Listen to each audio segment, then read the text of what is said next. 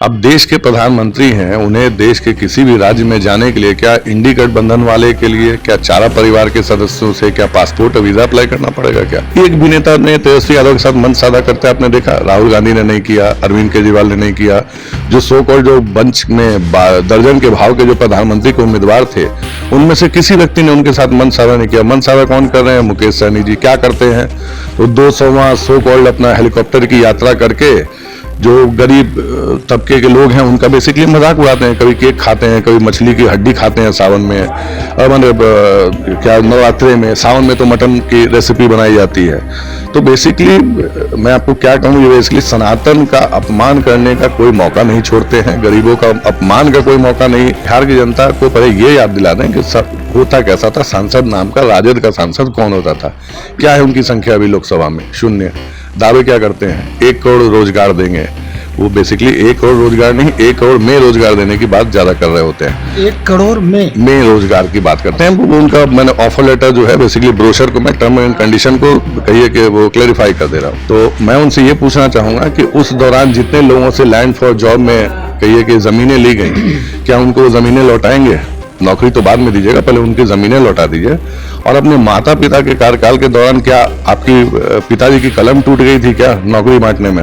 अभी बिहार का गजट पत्र आया है, जंगल राज के दौर में अविभाजित बिहार में आपने, जैसा मैं आपको कुछ डेटा दे भी दूंगा, सिर्फ 19,300 समथिंग उन्होंने वैकेंसी निकाली थी शिक्षकों की। ठीक है, 2005 तक के शासन में। मतलब 30 से 35,000 के आसपास का पुलिस कर्मियों का था। उनमें न जाने बेचारे कितनों की जमीनें और कितनों के घर लिखवा लिए गए होंगे। दोस्तों नमस्कार, बहुत स्वागत है आपका चौकस भारत में। मैं आपका दोस्त ब्रजेंद्र। आज 6वें चरण का मतदान जारी है। रुझान धीरे धीरे आ रहे हैं और शाम तक ये कंफर्म हो जाएगा कि कहाँ कितना प्रतिशत जो है वोटिंग हो पाया। लेकिन उससे पहले बयानों के जो तीर हैं विपक्षियों के तरफ से, या यूं कहें कि जो एनडीए के लोग हैं उनके तरफ से हो, या उनके विपक्ष में जो पार्टी है उनके तरफ से हो, ये लगातार चल रहे हैं। बयानों में कई ऐसी बातें सामने आ रही है कि इस पर सवाल बनता ही बनता है।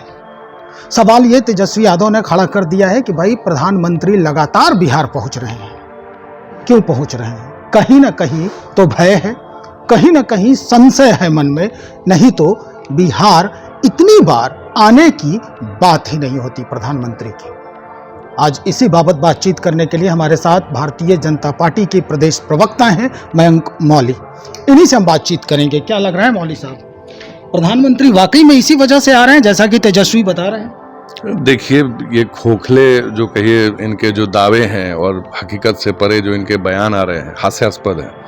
अब देश के प्रधानमंत्री हैं, उन्हें देश के किसी भी राज्य में जाने के लिए क्या इंडी गठबंधन वाले के लिए क्या चारा परिवार के सदस्यों से क्या पासपोर्ट और वीजा अप्लाई करना पड़ेगा? क्या बिहार की जनता जो है, आपने जैसे देखा कि माननीय प्रधानमंत्री जी जब जब आ रहे हैं, चाहे पटना का रोड शो आपने देखा होगा या जो भी जनसभाएं हो रही है, मैं खुद अभी विक्रम की जनसभा करके भी जस्ट पहुंचा हूँ, तो बिहार की जनता जो है, बच्चा बच्चा कहिए कि भारतीय जनता पार्टी का कार्यकर्ता बना हुआ, लोगों में असीम उत्साह है।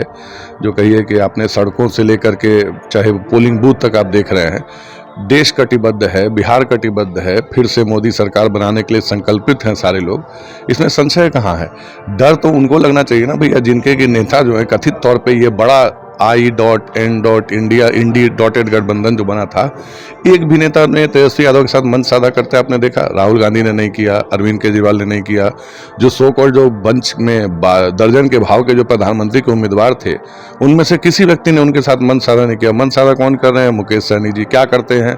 तो 200वां सो कॉल्ड अपना हेलीकॉप्टर की यात्रा करके जो गरीब तबके के लोग हैं उनका बेसिकली मजाक उड़ाते हैं। कभी केक खाते हैं, कभी मछली की हड्डी खाते हैं सावन में, और क्या नवरात्रे में, सावन में तो मटन की रेसिपी बनाई जाती है। तो बेसिकली मैं आपको क्या कहूँ, ये बेसिकली सनातन का अपमान करने का कोई मौका नहीं छोड़ते हैं, गरीबों का अपमान का कोई मौका नहीं, मतलब गलती से भी ना चूक जाए उसका ऐसी मतलब उनकी कहिए कि आकांक्षाएं रहती हैं।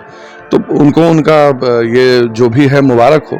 रही बात भारत के प्रधानमंत्री के लिए, तो भारत के प्रधानमंत्री के लिए भारत की इंच बाय इंच जमीन भारत के प्रधानमंत्री की है, और भारत के प्रधानमंत्री का उतना ही सम्मान, उतना ही कि ये व्याकुलता के साथ बिहार की जनता इंतजार करती है, जितना कि पूरा बिहार ने पूरा भारत और पूरा विश्व कर रहा होता है। प्रधानमंत्री 400 पार की बात करते हैं, तेजस्वी यादव कटाक्ष कर रहे हैं इस पर भी कि 400 पार की बात तो छोड़ दें, अगर ये एक लिमिट भी पार करता है, जो होता है इज्जत बचाने वाली बात, तो वहाँ भी होता है। प्रधानमंत्री इतनी बार आ रहे हैं, कोई फर्क नहीं पड़ता है इससे।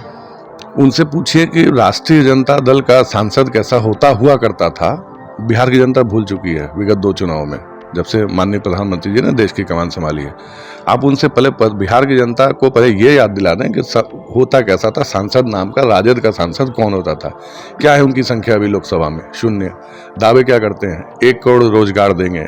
वो बेसिकली 1 करोड़ रोजगार नहीं, 1 करोड़ में रोजगार देने की बात ज्यादा कर रहे होते हैं। 1 करोड़ में रोजगार की बात करते हैं। वो उनका मैंने ऑफर लेटर जो है, बेसिकली ब्रोशर को मैं टर्म एंड कंडीशन को कहिए कि वो क्लैरिफाई कर दे रहा हूँ। रही बात जो आप उनसे बार बार बातें करते हैं कि नौकरी या फलाना, सब बेसिकली मैं उनसे एक ही सवाल पूछूंगा। उनके पिताजी या माताजी 15 वर्ष के शासनकाल में रहे थे और उस समय तेजस्वी यादव जी, मतलब हमको लगता है देश के चंद चुने मुने वो युवा या टीनेजर रहे होंगे जो कि अपने बाल्यावस्था से ही अरबपति थे, ठीक है। तो मैं उनसे ये पूछना चाहूँगा कि उस दौरान जितने लोगों से लैंड फॉर जॉब में कहिए कि ज़मीनें ली गई, क्या उनको वो ज़मीनें लौटाएंगे? नौकरी तो बाद में दीजिएगा, पहले उनकी ज़मीनें लौटा दीजिए। और अपने माता पिता के कार्यकाल के दौरान क्या आपकी पिताजी की कलम टूट गई थी क्या नौकरी बांटने में? अभी बिहार का गजट पत्र आया है, जंगल राज के दौर में अविभाजित बिहार में आपने, जैसा मैं आपको कुछ डेटा दे भी दूंगा, सिर्फ 19,300 समथिंग उन्होंने वैकेंसी निकाली थी शिक्षकों की, ठीक है, 2005 तक के शासन में। मतलब 30 से 35 हज़ार के आसपास का पुलिस कर्मियों का था। उनमें न जाने बेचारे कितनों की ज़मीनें और कितनों के घर लिखवा लिए गए होंगे। तो पहले उन्हें उन लोगों के घर लौटा देना चाहिए। सामाजिक न्याय की बात करने वाले इस कथित चारा परिवार को सबसे पहले जो हड़पी गई ज़मीनें हैं वो लौटानी चाहिए। जंगल राज के दौर की जो अमिट यादें हैं उससे बिहार अभी भी अछूता नहीं है। आप और हम सब जानते हैं कि जंगल राज का दौर क्या था और बिहार कभी भी उस दौर में वापस नहीं आना चाहता। आज की सभा में जैसे माननीय प्रधानमंत्री जी ने कहा कि आज का ज़माना देखिए वो LED बल्ब का है, बिहार ललटेनिया युग में वापस नहीं जाना चाहता है। तो इसलिए बिहार जो है वो प्रगति को वोट कर रहा है, बिहार जो है वो सशक्त भारत को वोट कर रहा है, बिहार जो है वो देश की विश्व की सबसे तीसरी बड़ी इकोनॉमी बनाने के लिए भारतवर्ष के लिए वोट। ये आखिरी सवाल हमारा यही है कि 2 दिन पहले जो है उप मुख्यमंत्री सम्राट चौधरी ने बयान दिया था मंचासीन होके। उन्होंने कहा था कि जो भी RJD के लोग हैं उनको हम लिस्टिंग कर रहे हैं, लिस्ट में ले रहे हैं, कि फहरिस्त बना रहे हैं, सबको हम जेल में डालेंगे। इस बाबत हमारी बातचीत हुई। RJD की MLC हैं डॉक्टर उर्मिला ठाकुर। वो कहते हैं कि औकात से बढ़कर किसी को बात करने की जरूरत नहीं है, खास करके राजनीतिक परिदृश्य को। देखिए, स्तरहीन पार्टी के स्तरहीन प्रवक्ताओं के स्तर पे उतर के तो मैं बयान नहीं दूंगा, बट ये उन जिनकी बात भी आप कर रहे हैं उन्हें मैं सबसे पहले ये बता दूं कि जो राजद का जो फुल फॉर्म है वो माननीय प्रधानमंत्री जी ने वर्षों पहले क्लियर कर चुका है, रोजाना जंगल राज का डर। तो जंगल राज की पार्टी के प्रवक्ताओं से या उनकी MLC या महिला नेत्री से आप एक अनुशासनात्मक और एक कहिए कि लोकतांत्रिक शब्दावली की अगर आप उम्मीद करते हैं तो वो एक बेमानी सा सवाल है।